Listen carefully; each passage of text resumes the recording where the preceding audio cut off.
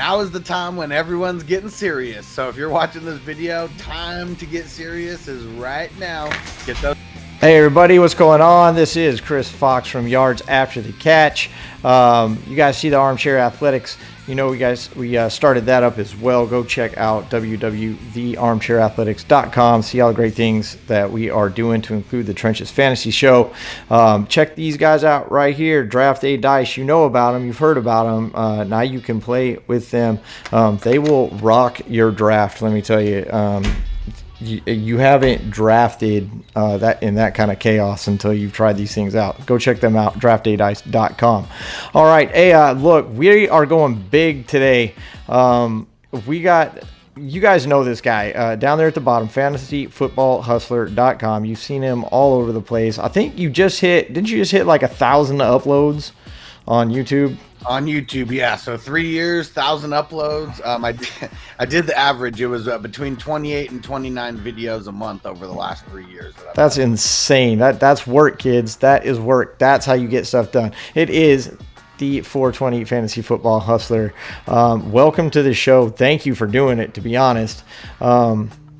When we had first talked earlier this season and kind of reached out and discussed things, and you can find his videos on the Armchair YouTube channel, or just go over to his fantasyfootballhustler.com, and he's got all 1,000 of those videos sitting there.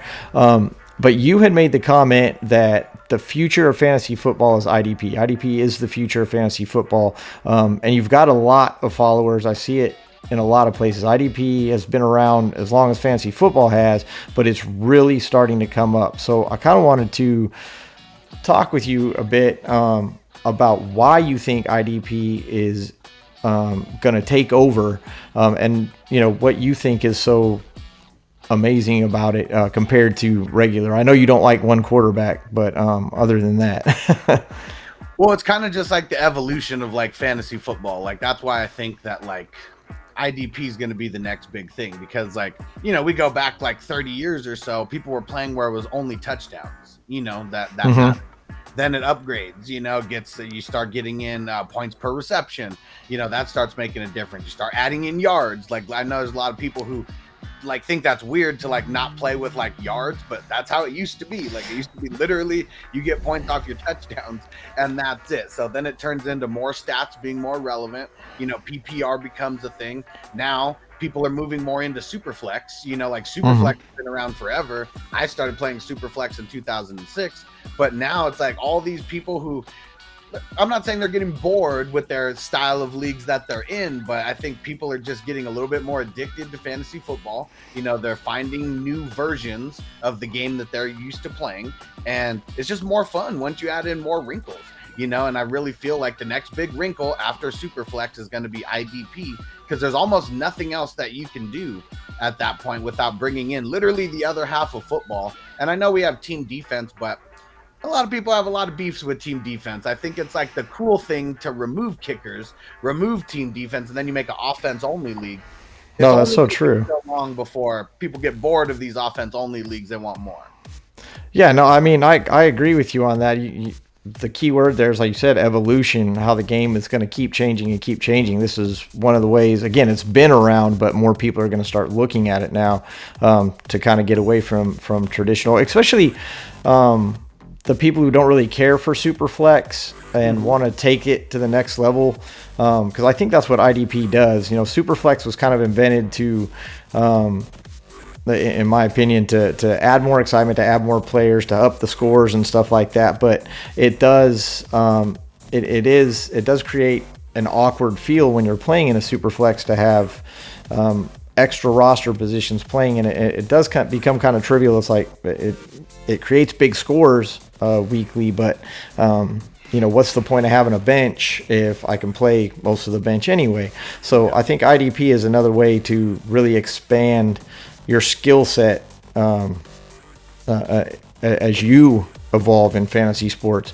What do you think is like the most important thing to think about for people that are just making this crossover into IDP? Well, if you're creating the league, like if you're going to be the one to put the league on your back and be the commissioner, got to go check out some of my videos, just because I explain like a lot of things, you know, in depth. but a lot of it's the scoring system. Like a lot of people, I try to talk to as many people as I can who like, I hate IDP. I'll never play in an IDP league again. And I'm trying to figure out why, people think like that. Cause there's always a reason. It's not just, I tried something, it was super fun, but now I hate it. Like never happens like that. And it usually comes down to the scoring. Just really not like the scoring is so low that it doesn't really affect the game to where it's kind of just pointless.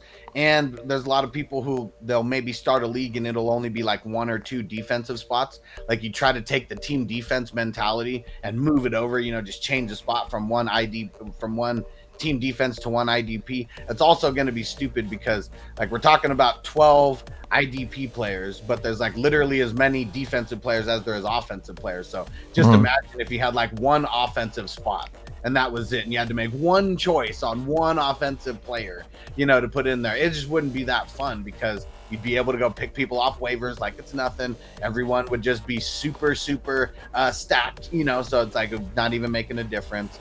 So I think that those are the 2 big things to really like focus on if you're the commissioner. If you're a player, focus on the stats, just tackles, assisted tackles, sacks, interceptions. I mean, those are like some of the main categories that you're going to be looking at, and tackles are really the main category. Yeah, and it really just comes down to knowledge, like you said.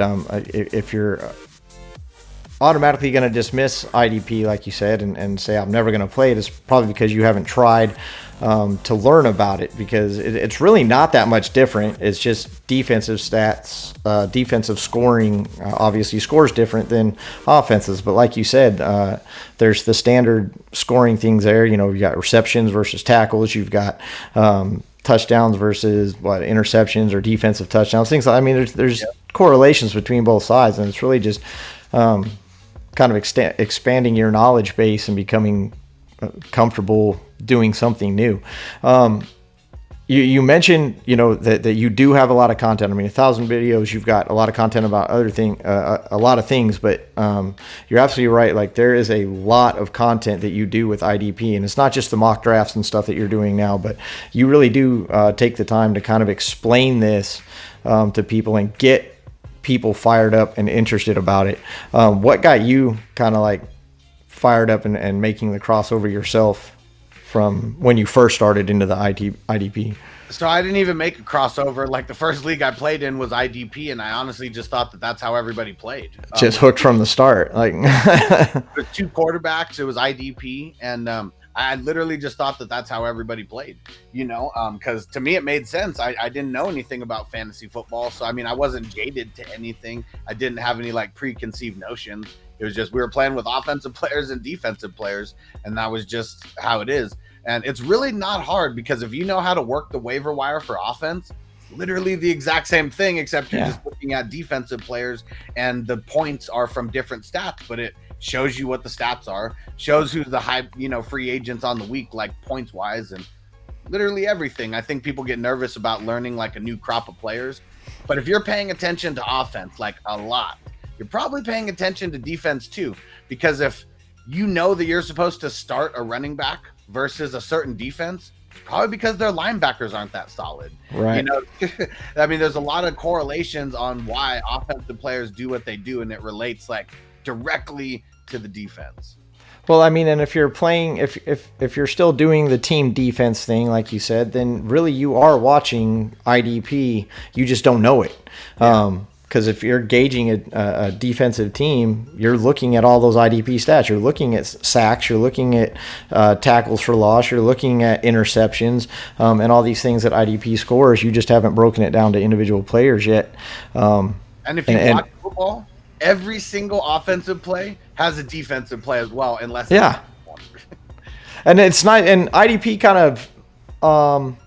You would think it separates the players in the league, but it really kind of makes it easier for everybody to get a piece, right? So when there's a top defense, it's not just one coach, one owner that has the top defense. Everybody can get a piece of that top defense. One guy's got a linebacker, one guy's got some defensive end, and another guy's got one of the cornerbacks on that, and everybody can kind of feed off that same defense and help themselves out.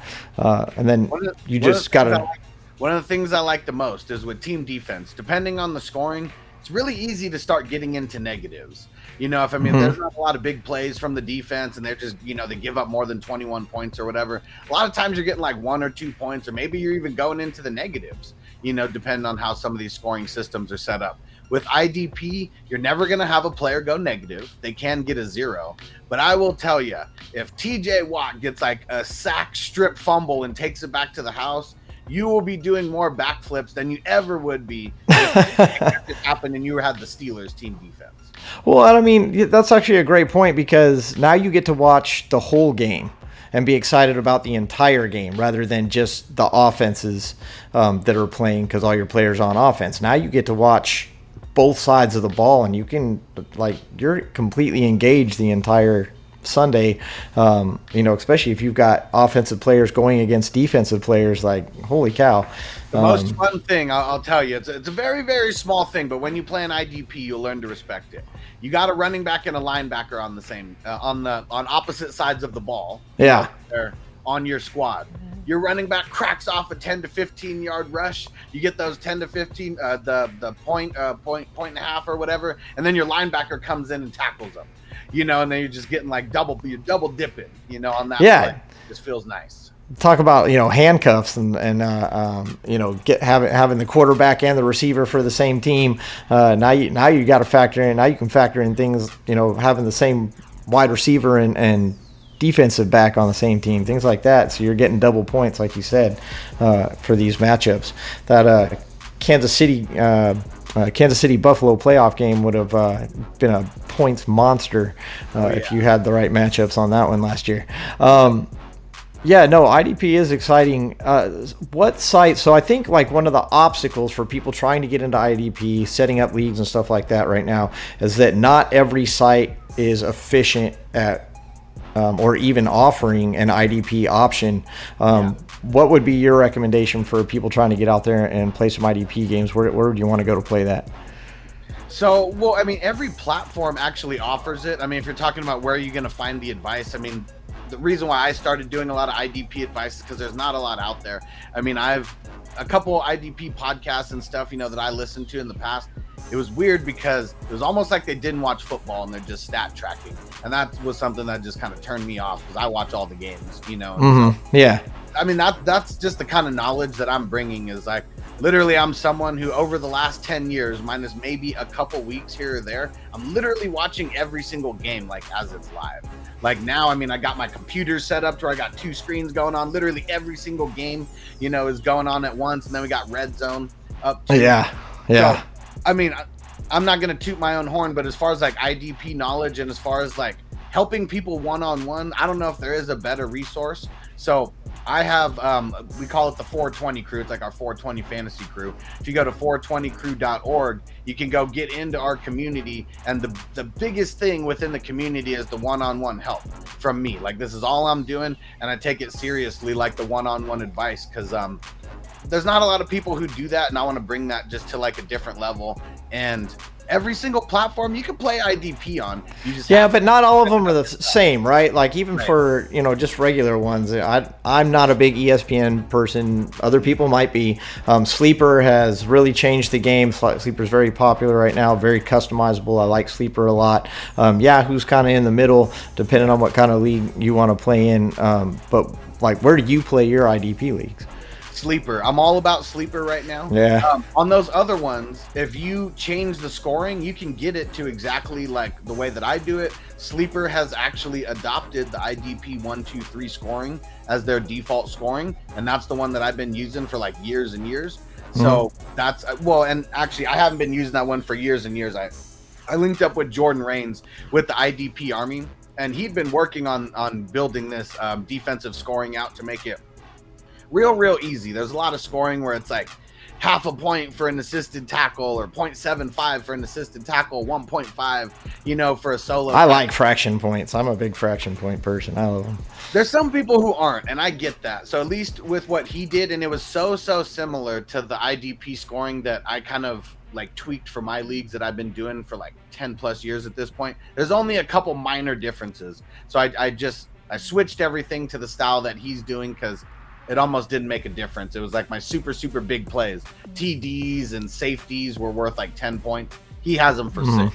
So it was like literally just changing a couple things, making them. It's really just going to change your point totals. That's all it's going to do. It doesn't matter if you put a 1 or a 10 or 100 on there. It still comes out the same at the end of the week. There's not a lot of TD scored, in the entire defensive world. Maybe under 20 or something. But that's where I'm gonna suggest is gonna be Sleeper, because literally, if you are listening to me and taking in some of the content that I'm doing, everything is based around that scoring that Sleeper has as their default. Everybody else, they haven't created their own scoring. They literally just use team defense scoring, and then it gets moved over to IDP. And that's why I think a lot of people don't like it or get turned off, because that scoring just sucks for an individual player. Yeah, that's kind of what I was getting at, and kind of wanted to know where, help people find a good place to play IDP and get into it so that they will enjoy it.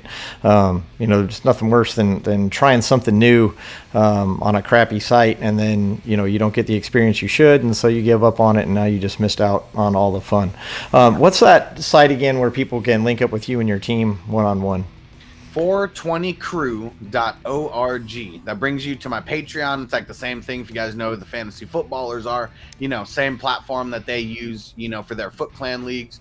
And I'm just pretty much everything that the footballers did. I mean, they kind of laid like a really nice path. So I'm going on that path, but I'm making it a lot more than just single QB talk, because they're catering to the masses. I'm more catering to like the real degenerates, they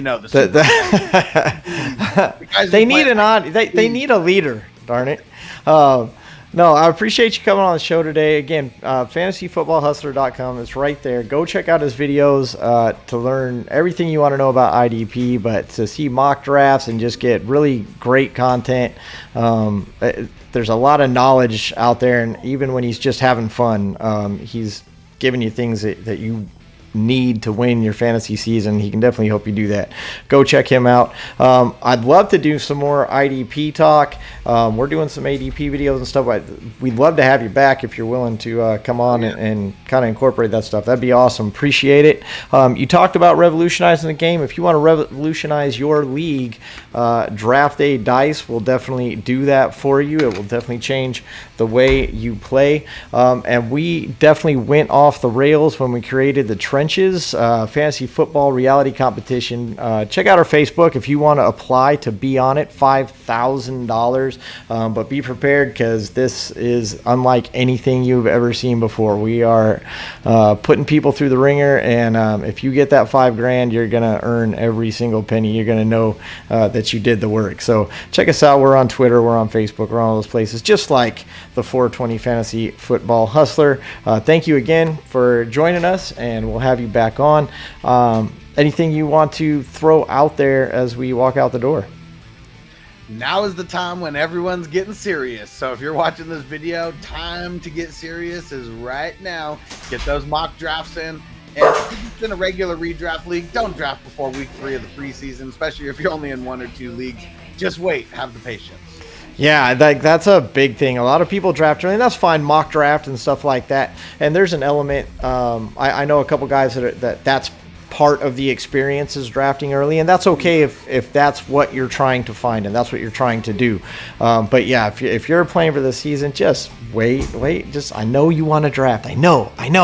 So get to the season first. We definitely are big supporters of that strategy. Thanks again, everybody, for joining us. Thanks again, especially to you, Alex, the 420 Fantasy Hustler. IDP, it's about to reign supreme. Get on board right now. Go see this guy to learn how to do it. We'll see you guys next time. I'm Chris Fox for 420 Fantasy Football Hustler. We'll see you guys next time. Be safe. Happy fantasy football, and everybody. Peace out.